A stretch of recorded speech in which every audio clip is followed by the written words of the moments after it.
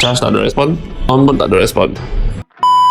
Guys, ini ada satu Samsung S22 Ultra. Customer sudah hantar kedai lain, sudah cek, kata tak boleh repair sebab motherboard issue. Charge tak ada respon, on pun tak ada respon. Rasanya CPU problem lah, rasanya CPU. So kami proceed untuk baiki CPU dulu. Stay tune guys.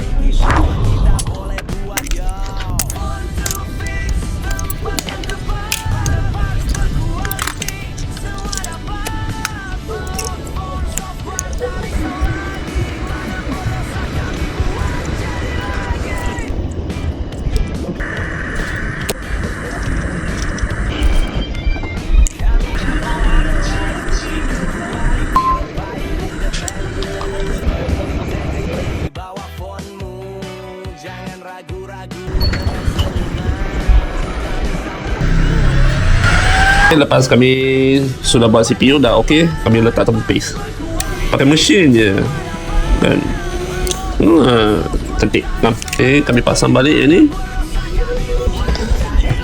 kami pasang balik semua dan akan fully test. A few moments later. Ok, lepas kami sudah reboot CPU, sudah boleh on. Di screen dia ada satu line hijau. Alright, sudah boleh on. Customer kata dalam data tu sangat penting.